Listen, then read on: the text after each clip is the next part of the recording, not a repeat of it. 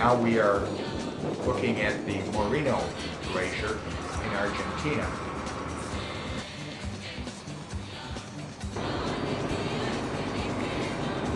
We took a 45-minute hike on this 30,000-year-old glacier.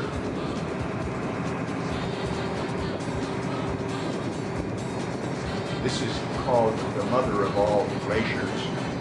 It is 269 feet thick. 196 feet shows above the water level, and the length of this glacier is 21.7 miles long from its point of origin.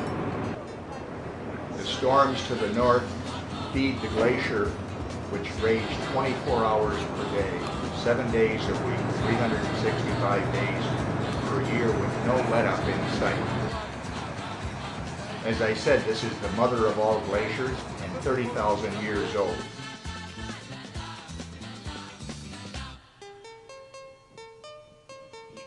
We took another bigger boat with comfort to the opposite shore for access to the Marino. Then we were supplied with a sack lunch and told to bring every shred of paper back with us on the boat.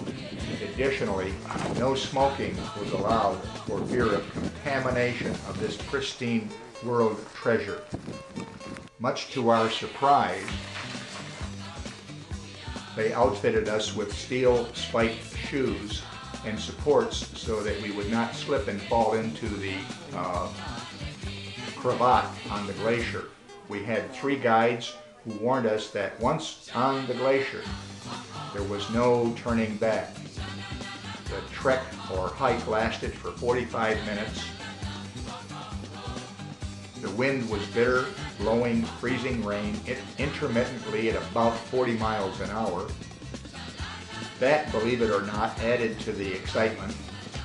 We even were allowed to go into a glacier cave, and the cave was dripping wet, so my camera was guarded like a mother and her newborn son. But I did get some footage and pics.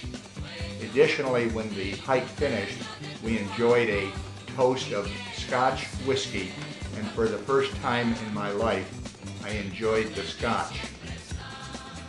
Only because I was bordering on hypothermia, and this warmed me up a bunch. This was called graduation, and we received our certificate of completion. This was definitely a high point in this adventure.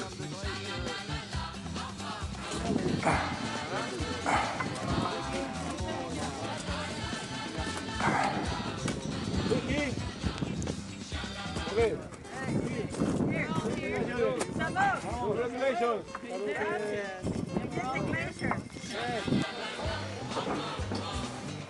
Never thought I'd live to walk on a glacier such as we did.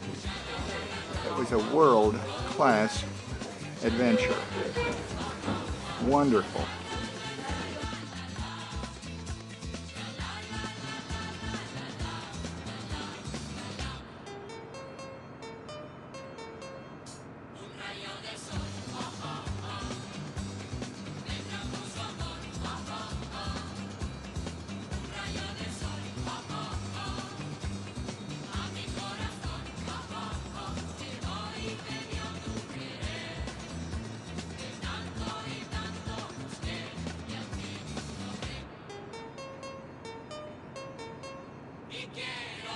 Periodically you could hear sounds similar to thunder, which would be the movement of the glacier. Members of our tour group once again.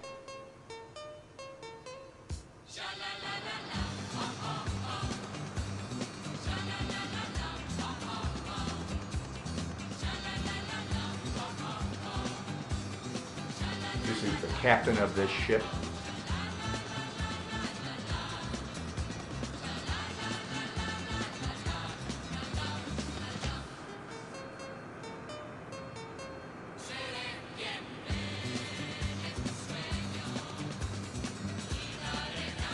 Somewhere between 2 and 17 years, the runoff from this glacier blocks the exit and the water rises 20 or 30 feet. And then there's a terrific explosion when that dammed up ice breaks right at that point right there, and it goes rushing down, and you can see the rock and how it has been compressed by the movement of this glacier.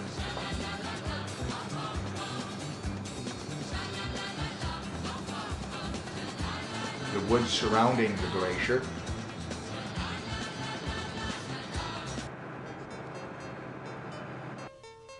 We then flew to Ushuaia, which is the end of the world, if you will, or the end of the earth. That's a small landing strip. The only way to get to Ushuaia is by plane or boat. And in our case, we flew in.